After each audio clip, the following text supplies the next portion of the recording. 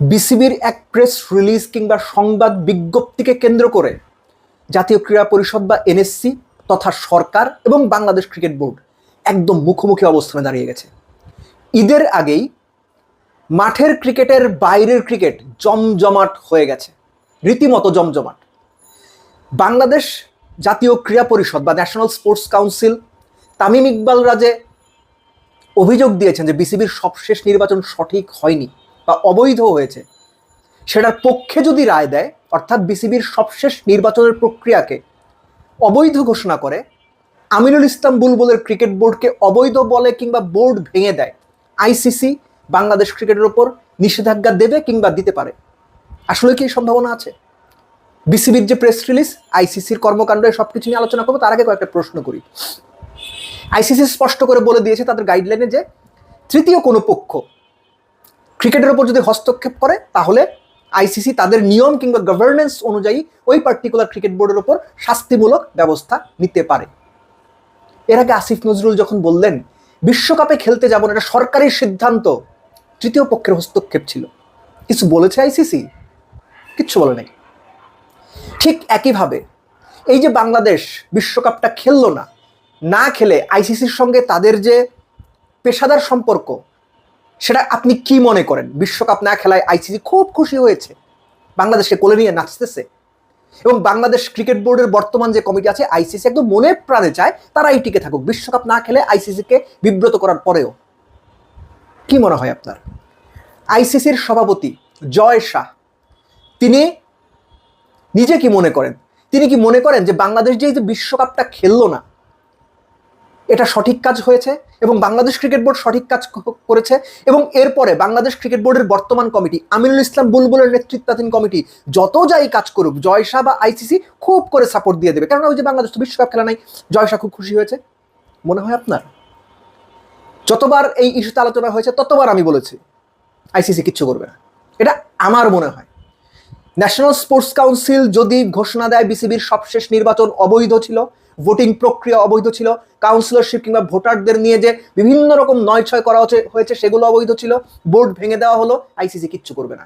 আমি যতগুলো আলোচনা করেছি প্রত্যেকটা আলোচনাতে এই জায়গায় বলেছি যে আমার এটা মনে হয় আইসিসি কিচ্ছু করবে না। কেননা বর্তমান ক্রিকেট বোর্ড আইসিসির সঙ্গে সম্পর্কটাকে সেই জায়গায় নিয়ে গিয়েছে, বিশ্বকাপ না খেলে, সরকারের সিদ্ধান্ত মেনে বিশ্বকাপ না খেলে, এবং সর্বোপরি বিশ্বকাপ না খেলে আইসিসিকে একটা বিব্রতকর অবস্থানে ফেলে, এবং সেটা পাকিস্তানের বুদ্ধিতে কিংবা পাকিস্তানের প্ররোচনা কিংবা পাকিস্তানের সাথে মিলে, what ever it is, ICC এই বিষয়গুলো মনে রাখবে বলেই আমার মনে হয় আপনি হইলেও মনে রাখতেন যদি আইসিসির জায়গায় আপনি থাকতেন। Bangladesh cricket board press release দিয়েছে, যার মূল কথা হচ্ছে এই যে তামিম ইকবালদের নেতৃত্বাধীন যে সংগঠকরা ন্যাশনাল স্পোর্টস কাউন্সিল একটা অভিযোগ দায়ের করেছেন যে বিসিবির সবশেষ নির্বাচনটা বৈধ হয়নি, সেটা তদন্ত করার জন্য বা সেটা খতিয়ে দেখার জন্য 5 সদস্যের একটা কমিটি গঠন করা হয়েছে। সেই কমিটি যে রিপোর্ট দেবে তার উপরে বেস করে সিদ্ধান্ত নেওয়া হবে। বিসিবির যে প্রেস রিলিজ তার মূল বক্তব্য হচ্ছে এই কমিটির যে করা হয়েছে এটা উদ্বেগজনক, বিসিবি স্বাভাবিকভাবেই চলছে এবং বিসিবির যে নির্বাচনটা হয়েছে সেটা নিয়ম প্রক্রিয়া মেনেই হয়েছে, এবং বিসিবি মনে করে যে এই ধরনের কোনো ঘটনা, তৃতীয় পক্ষের হস্তক্ষেপ যদি ঘটে তাহলে আইসিসি থেকে বাংলাদেশ ক্রিকেটের উপরে এক ধরনের চাপ তৈরি হওয়ার সম্ভাবনা রয়েছে। বিসিবির পক্ষ থেকে আইসিসির সঙ্গে যোগাযোগ করা হয়েছে, এবং বিসিবির পক্ষ থেকে আইসিসির সঙ্গে যে যোগাযোগ, সেখান থেকেই জানা যায় যে আইসিসি চাইলে তৃতীয় পক্ষের হস্তক্ষেপের কারণে বাংলাদেশ ক্রিকেট বোর্ডকে একটা কঠিন পরিস্থিতি বা চাপের মুখে ফেলতে পারে। এই হচ্ছে বিসিবির প্রেস রিলিজের মোটামুটি বক্তব্য, পুরোটাই ইংরেজিতে লেখা। আমি মোটামুটি সহজ করে বলার চেষ্টা করলাম যাতে আপনারা খুব সহজে বুঝতে পারেন কি বলা হয়েছে। জিনিসটা হচ্ছে ন্যাশনাল স্পোর্টস কাউন্সিল বা জাতীয় ক্রীড়া পরিষদ সরকারের পার্ট। ন্যাশনাল স্পোর্টস কাউন্সিল কখনোই সরকারের চাওয়ার বাইরে কোনো কিছু করে বলে আমি মনে করতে পারি না, এইবারও তার ব্যতিক্রম হবে সেটা আমি বিশ্বাসও করি না। ন্যাশনাল স্পোর্টস কাউন্সিল যখন কমিটি গঠন করেছে তখন সেই কমিটিকে কাউন্টার দেওয়ার জন্য বাংলাদেশ ক্রিকেট বোর্ড অগ্রিম একটা প্রেস রিলিজ দিয়ে ন্যাশনাল স্পোর্টস কাউন্সিলকে একটা চাপ দেওয়ার চেষ্টা করলো, আইসিসির কথা বললো। হ্যাঁ, আইসিসি চাপ দিতে পারে যদি তৃতীয় পক্ষের হস্তক্ষেপ হয়। ভাই আপনারা ভুলে যাচ্ছেন কেন? আগেই বলতেছিলাম আমি, আসিফ নজরুল নিজে দ্বারাই বলছে যে বিশ্বকাপ খেলতে যাবো না, এটা সরকারি সিদ্ধান্ত। তখন তো কিছু হয় নাই, তাহলে এখন কেন হবে? আপনার কেন চিন্তা করেন আইসিসি তখন কিছু বললো না এখন এসে বলবে? আমার সেটা মনে হয় না।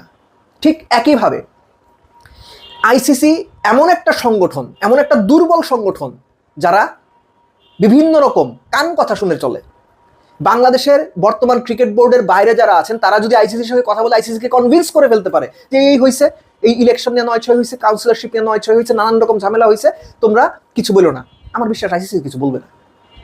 আমার বিশ্বাস আইসিসি কিছু বলবে। আইসিসি ওইরকম একটা সংগঠন, মায় খাই পোলায় বেচে এরকম টাইপ, বা মায় বানায় পোলায় বেচে এরকম টাইপ সংগঠন হচ্ছে আইসিসি। এনিওয়েজ, এই যে সরকার কিংবা এনএসসির মুখোমুখি দাঁড়িয়ে গেল বাংলাদেশ ক্রিকেট বোর্ড, এটা কি ভালো হলো? প্রেস রিলিজে বলা হয়েছে তারা বা ক্রিকেট বোর্ডের পক্ষ থেকে এনএসসির সঙ্গে আলোচনা করতে আগ্রহী, বসে কথাবার্তা বলতে পারে। দ্যাটস ফাইন, কথাবার্তা তারা বলতেই পারে। কোথায় সমস্যা ছিল, কোথায় সমস্যা তারা মনে করছে বিসিবির দিক থেকে ব্যাখ্যাটা কি, তারা বসে সেটা করতেই পারে। কিন্তু প্রেস রিলিজ দেওয়ার ফলে যেটা হয়েছে, ব্যাপারটা পাবলিক হয়েছে।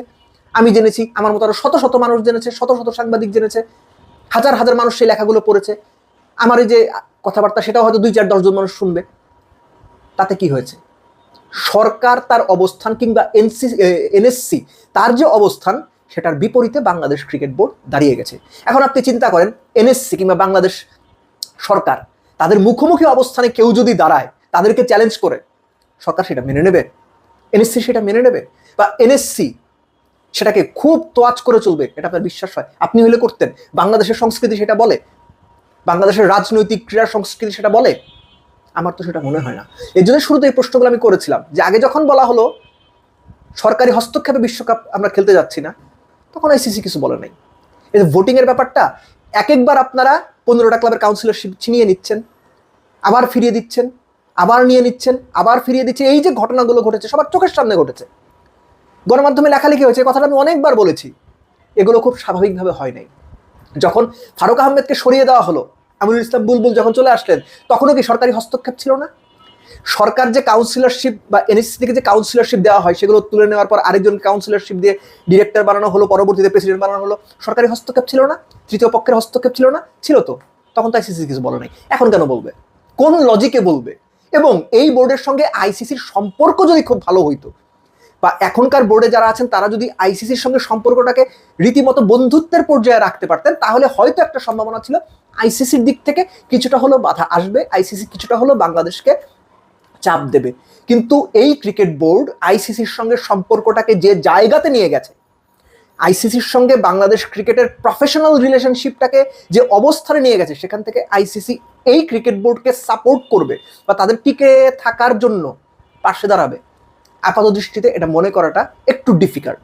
সো আগামীতে কি হতে যাচ্ছে, সেটা আমার মনে হয় যে ইন্টারেস্টিংভাবে আমরা যারা ক্রিকেটের মাঠের বাইরের মানুষ আছি সেটা লক্ষ্য করব। এবং একই সঙ্গে আমার বিশ্বাস, এর একটা আলোচনা যে বলেছিলাম, যে ঈদের পরে আসলে ঠিক কতদিনেই ক্রিকেট বোর্ডটা টিকে থাকে, এটাই হচ্ছে মূল ফোকাসের জায়গা, মূল আলোচনার জায়গা। সো ঈদের পরবর্তী সময় আপনারা হয়তো দেখতে পারবেন যে সরকারের পক্ষ থেকে বা এনএসসির পক্ষ থেকে এমন কিছু প্রক্রিয়া শুরু হয়েছে যেটা বর্তমান ক্রিকেট বোর্ডের বর্তমান কমিটিটাকে প্রাতিষ্ঠানিকভাবে আনস্টেবল করে দিয়েছে। এটা আমার অনুমান আর কি। সো সেই পর্যন্ত চোখ কান খোলা রাখতে হচ্ছে। কিন্তু বিসিবির একটা press release national sports council তথা সরকার এবং বাংলাদেশ ক্রিকেট বোর্ডকে একদম মুখোমুখি দাঁড় করিয়ে দিয়েছে।